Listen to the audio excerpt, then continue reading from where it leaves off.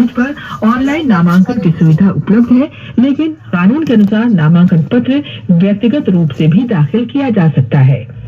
मतदाता सूची के विशेष गहन पुनरीक्षण SIR प्रक्रिया के बारे में उन्होंने कहा कि बिहार में सफल रही है और इसका मूल संशोधन मतदाता सूची को साफ सुथरा रखने के लिए किया गया है, ताकि मृत या अन्य स्थानों पर पलायन कर चुके लोगों के नाम इसमें शामिल न हो। सर्वोच्च न्यायालय के निर्देश पर पश्चिम बंगाल की अपूर्ण अंतिम मतदाता सूची कल जारी की जाएगी।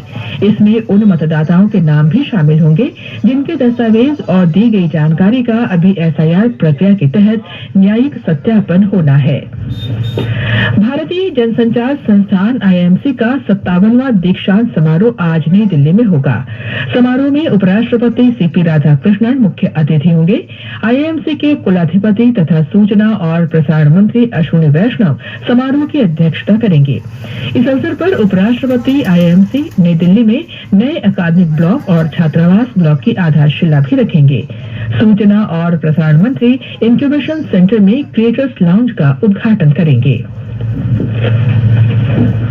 भारतीय जनता पार्टी ने कहा है कि पॉल M. मैकगार की पुस्तक स्पाइंग इन साउथ एशिया, ब्रिटेन, अमेरिका और भारत का गुप्त शीत युद्ध में दावा किया गया है कि इंदिरा गांधी के कार्यकाल के दौरान लगभग हर विभाग विदेशी खुफिया एजेंसी के प्रभाव में था। आज दोपहर नई दिल्ली में संवाददाताओं को संबोधित करते हुए पार्टी प्रवक्ता सुधांशु त्रिवेदी ने कहा कि अब देश ये जानना चाहता है कि विदेशी एजेंसियों से कथित तौर पर धनराशि प्राप्त करने के संबंध में पुस्तक में किए गए सीधे दावों पर कांग्रेस पार्टी की ओर से कोई प्रतिक्रिया क्यों नहीं आई है। पाकिस्तान के रक्षा मंत्री ने अफगानिस्तान के विरुद्ध एक खुले युद्ध की घोषणा की है। इस घोषणा के साथ पाकिस्तान ने आज सुबह काबुल सहित अफगानिस्तान के अन्य प्रांतों में हवाई हमले किए। तालिबान के प्रवक्ता जबीहुल्लाह मुजाहिद ने कहा कि पाकिस्तानी बलों ने काबुल, कंधार और पख्तिया के कुछ हिस्सों में हवाई हमले किए। एक रिपोर्ट।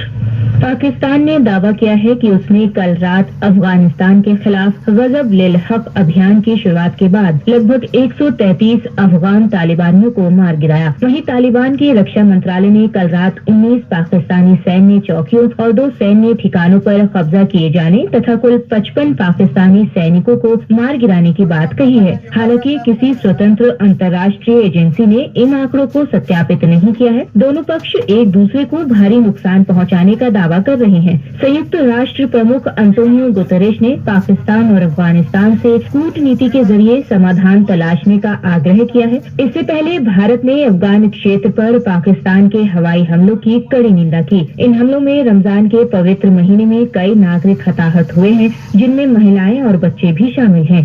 समाचार कक्ष से मैं सरफिरोजी। ईरान के विदेश मंत्री अब्बास अरागची ने कहा है कि परमाणु कार्यक्रम को लेकर अमेरिका के साथ ईरान की अप्रत्यक्ष वार्ता अब तक की सबसे गहन और लंबी वार्ताओं में से एक है। श्री अरागची ने कल ईरान के सरकारी टेलीविजन को दिए एक साक्षात्कार में ये बात कही। अमेरिका ने अभी तक वार्ता पर कोई टिप्पणी नहीं की है। ICC T20 विश्व कप में आज सुपर 8 के ग्रुप 2 के मैच में कोलंबो में इंग्लैंड का सामना न्यूजीलैंड से होगा। ये मैच शाम 7 बजे शुरू होगा। भारत सुपर 8 के आखिरी मुकाबले में रविवार को वेस्टइंडीज से खेलेगा। मैच शाम 7 बजे से कोलकाता है।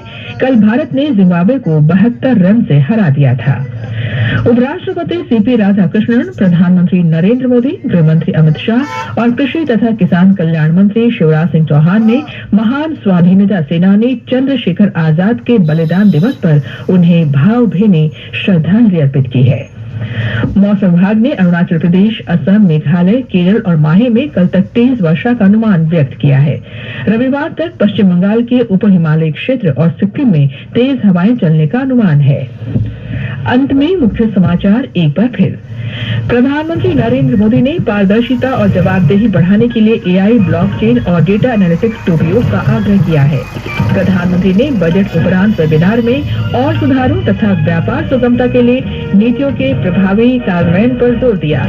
दिल्ली की एक अदालत ने पूर्व मुख्यमंत्री अरविंद केजरीवाल और उप मुख्यमंत्री मनीष सिसोदिया को आबकारी नीति मामले में बरी कर दिया है।